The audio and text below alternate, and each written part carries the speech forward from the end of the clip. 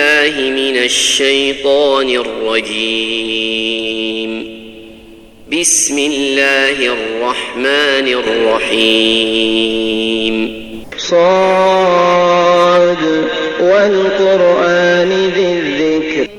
سورہ مبارکہ صاد verse number 1. پہلی آیا سورہ مبارکہ صاد کی، اور اس کا جو پہلا لفظ ہے اس کے بارے میں ہم گفتگو کر چکے، جو کہ حروف مقطعات میں سے ہے اور جو کہ صاد ہے. اس سے اگلے الفاظ پہ آج انشاءاللہ گفتگو کرتے ہیں.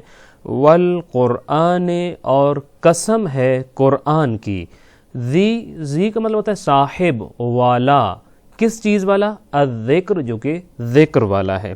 یہاں ذکر کا معنی کیا ہے؟ اس بارے میں دو اقوال یا دو پاسبلٹیز ہو سکتی ہیں. ایک معنی تو یہ ہے کہ ذکر سے مراد ذس شرف ہے، یعنی شرف والا، عظمت والا، بلندیوں والا، فضائل والا. جبکہ دوسرا معنی جو کہ زیادہ قرینِ قیاس بھی ہے وہ ہے ذت تذکیر، یعنی ذکر ہی سے نکلا ہے. فذکر بالقرآن من یخاف وعید، یعنی قرآن کے ذریعے تذکرہ کیجئے، یاد دہانی کرائیے ان لوگوں کو کہ جو کسی ایک وعدے سے ڈر جاتے ہوں. اللہ نے جو قیامت کے دن عذاب کا وعدہ کیا، جو اس سے ڈرتے ہوں، ان کو یاد دہانی کرانے کے لیے کیا چیز استعمال کرنا پڑے گی کہ ان کو یاد آ جائے گا؟ قرآن پڑھنے سے، قرآن کو ان دلوں پر تلاوت کرنے سے، قرآن کے معانی اور مفاہیم کھول کر بیان کرنے سے.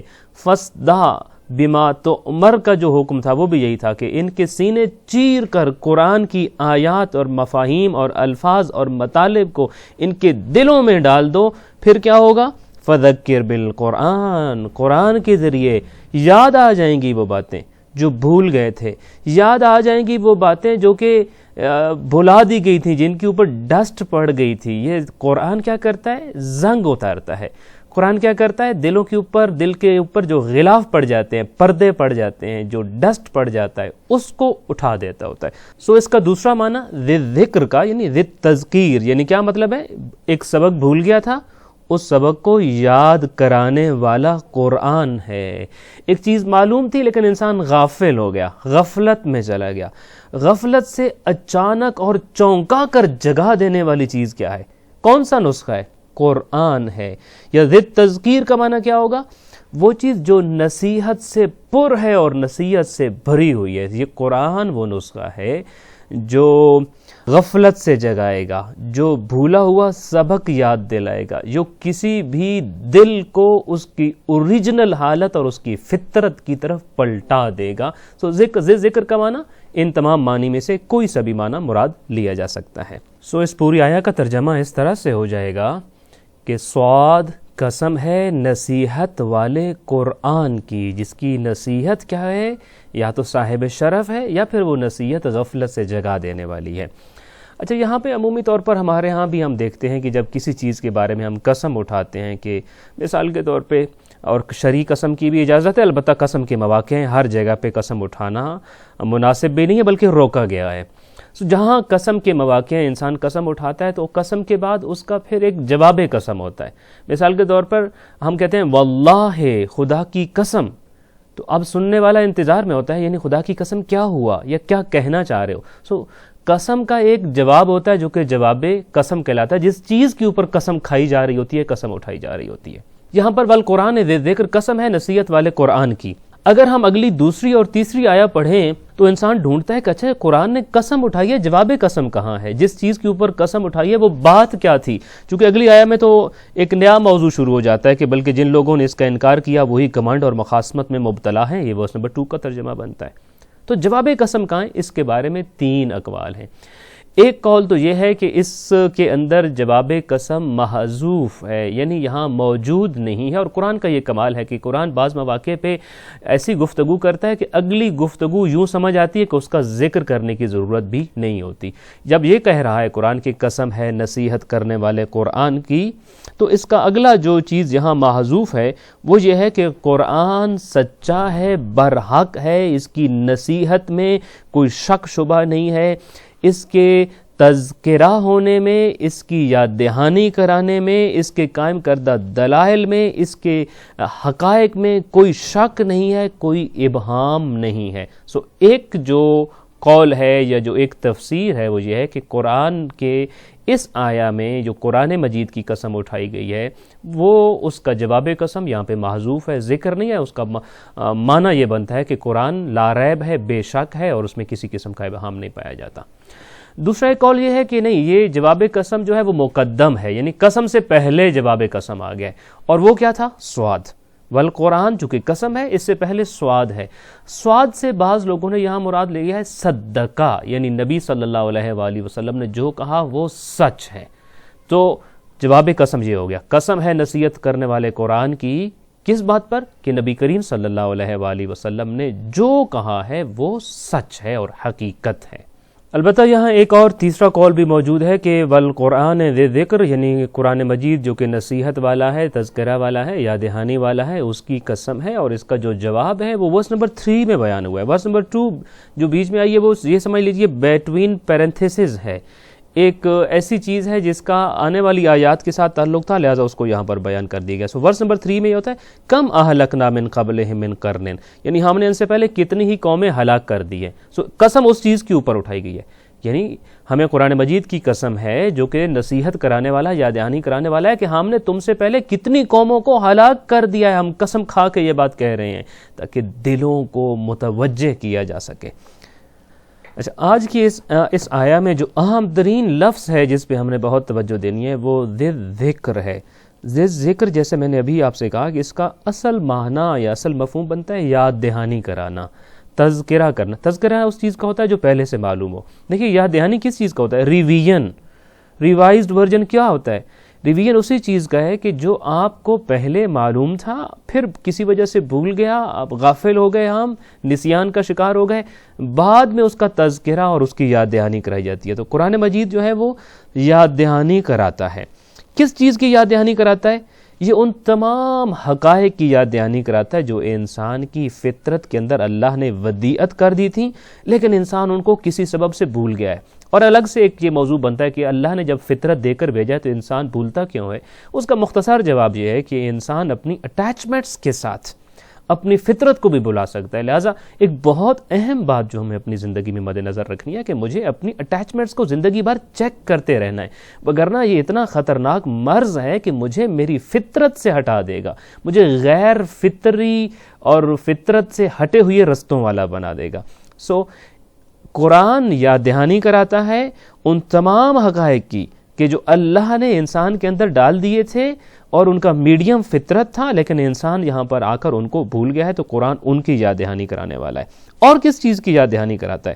اللہ تعالیٰ نے اپنے رسولوں کے ذریعے ہدایت کے جو روشن رستے بھیجے ہیں، لوگ ان کو بھی بھلا بیٹھتے ہیں۔ قرآن مجید کے اندر جو اللہ نے نصیحتیں بیان کی ہیں ان کو بھی بھلا دیتے ہیں۔ شریعت اور دین کی صورت میں جو ایک دستور حیات ہمارے لیے آیا ہے، انسان اس کو بھی بھلا دیتا ہے۔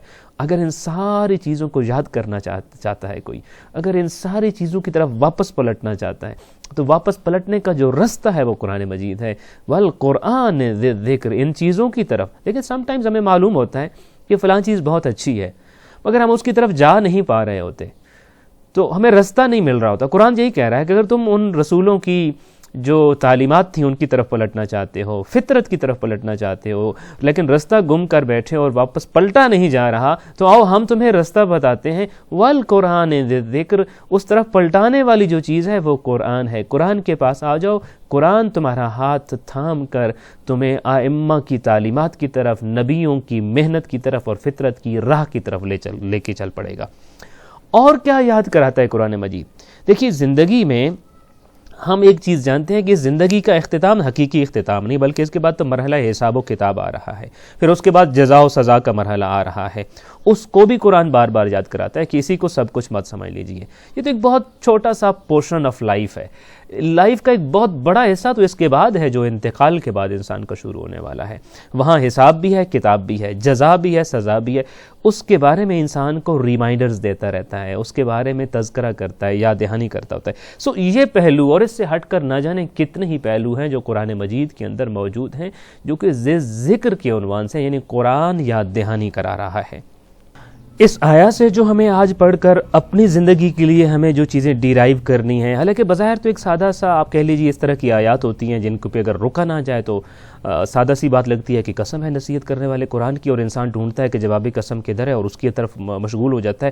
حالانکہ اس آیا کے اندر بھی ہمارے لیے چند ایک ریمائنڈرز ہیں، چند ایک چیزیں جن کی طرف ہمیں متوجہ کیا جا رہا ہے. سب سے پہلے تو عظمت قرآن اور حقانیت قرآن کی طرف متوجہ کیا جا رہا ہے کہ یہ قرآن اتنی بلند اور عظمت والی چیز ہے کہ اس کائنات کا خالق و مالک اللہ بھی اس کی قسم اٹھا رہا ہوتا ہے. پھر دوسری بات جو ہمیں اس آیت سے اپنی زندگی کے لیے، جیسے میں اسی کو بیان کر چکا آپ کے سامنے، وہ یہ ہے کہ اپنی بھولی بسری فطرت کی طرف اور اپنی جو کچھ انسان کو معلوم تھا اور جو ہدایتیں اس تک پہنچی تھیں اور ان کو بھلا دینے کے بعد انسان کسی چیز، کسی فارمولے کا اگر محتاج ہے تو وہ ذکر ہے، اور وہ ذکر کون ہے؟ قرآن ہے. یعنی قرآن ہی وہ ہے جو ان رستوں کی طرف پلٹا سکتا ہوتا ہے. تیسری بات جو یہاں اگر ہم دیکھیں، قرآن کے بے شمار فضائل ہیں، قرآن کی بے شمار صفات اور خصوصیات ہیں، مگر یہاں جب قرآن کے بارے میں اللہ کہتا ہے والقرآن، مجھے قرآن کی قسم ہے، کون سے قرآن کی؟ بہت سارے جملے کہے جا سکتے تھے قرآن کے بارے میں، جیسے میں نے کہا اتنی زیادہ صفات ہیں، اتنی ہی زیادہ خصوصیات اور کوالٹیز ہیں قرآن کی، مگر جو کوالٹی سب سے زیادہ نمایاں ہے وہ کیا ہے؟ ہدایت انسانی سے مربوط ہے، کہ ذکر یہ انسان کو ہدایت کی طرف واپس لے جاتا ہے، یاد دہانی کرا دیتا ہوتا ہے. یعنی قرآن کی عظمت کس چیز میں ہے؟ سب سے زیادہ اور سب سے بڑی عظمت کس چیز میں ہے؟ ذکر ہونے میں، یعنی کہ یاد دہانی کرا سکنے کی اس کنڈیشن میں ہونے کی وجہ سے ہوتا ہے. اب ذرا دیکھیے کہ میں ایک اور آیا کو ریلیٹ کروں کہ جہاں ذکر کا عنوان ہوتا ہے فَاسْأَلُوا أَهْلَ الذِّكْرِ. قرآن مجید جب یہ کہتا ہے کہ اپنے مسائل میں علماء کی طرف رجوع کرو، اپنے مسائل میں فقہا کی طرف رجوع کرو، تو وہاں یہ نہیں کہتا کہ فَاسْأَلُوا أَهْلَ الْعِلْمِ. ہمارے ہاں عمومی طور پر تو ایک لفظ اہل علم استعمال ہوتا ہے نا، فلاں بڑے اہل علم لوگ ہیں اور فلاں شخص کا شمار اہل علم حضرات میں ہوتا ہے، اور اہل علم اور علماء، اور وہ لفظ تو وہ استعمال ہوتا ہے. لیکن قرآن یہ نہیں کہہ رہا اہل علم، چونکہ یہاں ایک فرق ہے.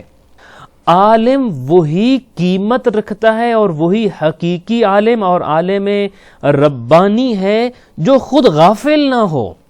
صرف علم کافی نہیں ہے، بلکہ غفلت میں نہ ہونا، غفلت سے بیدار ہونا، گمراہ نہ ہونا بھی ضروری ہے. صرف علم کافی نہیں ہے. لہٰذا یہ نہیں کہا فَاسْأَلُوا أَهْلَ الْعِلْمِ، حالانکہ بہت سادہ سی بات ہو جاتی کہ اہل علم سے پوچھو. ظاہر ہے انسان ہر چیز کو اس کے ایکسپرٹیز جو ہوتی ہیں ان سے پوچھا جاتا ہے، مگر قرآن کہتا ہے صرف ایکسپرٹی کافی نہیں ہے، صرف ایکسپرٹ ہونا کافی نہیں ہے، بلکہ فَاسْأَلُوا أَهْلَ الذِّكْرِ، وہ لوگ جو اہل علم بھی ہوں، پلس ساتھ میں یہ ضروری ہے کہ وہ غافل نہ ہوں، بلکہ اہل یاد دہانی کی حالت میں ہونا چاہیے، ان کو غفلت کی حالت میں نہیں. بیدار عالم سے جا کر پوچھو، جو خود اس قدر بیدار ہو کہ اس پردے کے پیچھے دیکھ رہا ہو اور تمہیں بھی اس پردے کی پیچھے کی چیزوں کی طرف رہنمائی کر کے آگے لے جا سکتا ہو. سو آج کی اس آیا میں انشاءاللہ تعالی ہم نے جو باتیں سیکھی ہیں وہ یہ ہے کہ قرآن مجید انسان کی تمام مسائل، مشکلات اور پریشانیوں کا حل بیان کرتا ہے، اور وہ حل یہ ہوتا ہے کہ انسان کو یہ فارمولے تو بتا دیے گئے تھے، حل بتا دیے گئے تھے، فطرت کے رستے کے ذریعے بتا دیے گئے تھے، پھر انبیاء نے آ کر بتائے ہیں،